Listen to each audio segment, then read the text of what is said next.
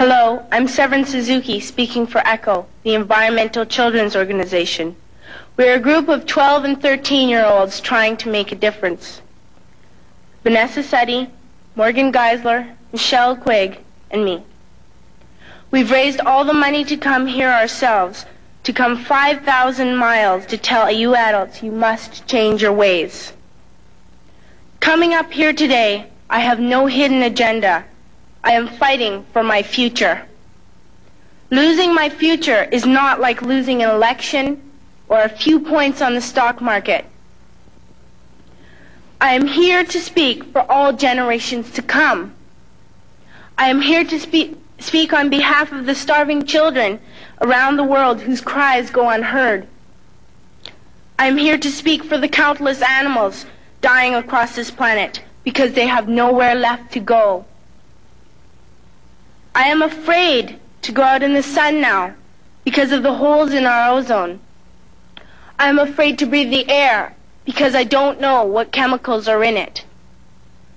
I used to go fishing in Vancouver, my home, with my dad, until just a few years ago we found the fish full of cancers. And now we hear of animals and plants going extinct, every day vanishing forever. In my life, I have dreamt of seeing the great herds of wild animals, jungles and rainforests full of birds and butterflies. But now I wonder if they will even exist for my children to see. Did you have to worry of these things when you were my age? All this is happening before our eyes, and yet we act as if we have all the time we want and all the solutions. I'm only a child, and I don't have all the solutions. I want you to realize, neither do you. You don't know how to fix the holes in our ozone layer. You don't know how to bring the salmon back up a dead stream. You don't know how to bring back an animal now extinct. And you can't bring back the forest that once grew where there is now a desert. If you don't know how to fix it, please stop breaking it. Here, you may be delegates of your government, business people, organizers, reporters, or politicians, but really, your mothers and fathers, sisters and brothers, aunts and uncles, and all of you are someone's child. I'm only a child, yet I know we are all part of a family, 5 billion strong. In fact, 30 million species strong. And borders and governments will never change that.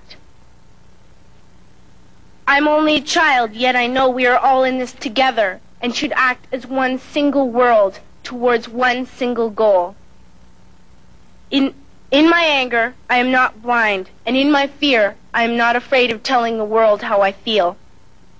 In my country, we make so much waste. We buy and throw away, buy and throw away, buy and throw away, and yet northern countries will not share with the needy. Even when we have more than enough, we are afraid to share.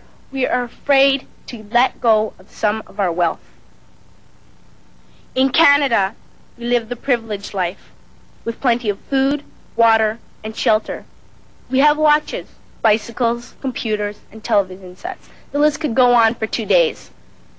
2 days ago, here in Brazil, we were shocked when we spent time with some children living on the streets. This is what one child told us. I wish I was rich. And if I were, I would give all the street children food, clothes, medicines, shelter, and love and affection.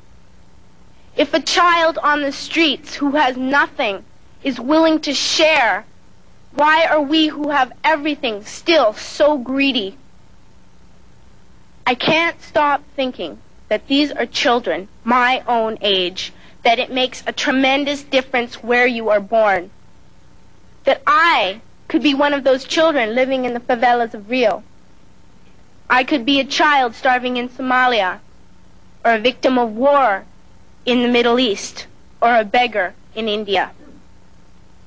I am only a child, yet I know if all the money spent on war was spent on finding environmental answers, ending poverty, and finding treaties, what a wonderful place this earth would be. At school, even in kindergarten, you teach us how to behave in the world. You teach us not to fight with others, to work things out, to respect others, to clean up our mess, not to hurt other creatures, to share, not be greedy. Then why do you go out and do the things you tell us not to do? Do not forget why you are attending these conferences, who you're doing this for. We are your own children. You are deciding what kind of a world we are growing up in. Parents should be able to comfort their children by saying, everything's going to be all right. It's not the end of the world, and we're doing the best we can. But I don't think you can say that to us anymore. Are we even on your list of priorities? My dad always says, you are what you do, not what you say. Well, what you do makes me cry at night. You grown-ups say you love us, but I challenge you, please, make your actions reflect your words. Thank you.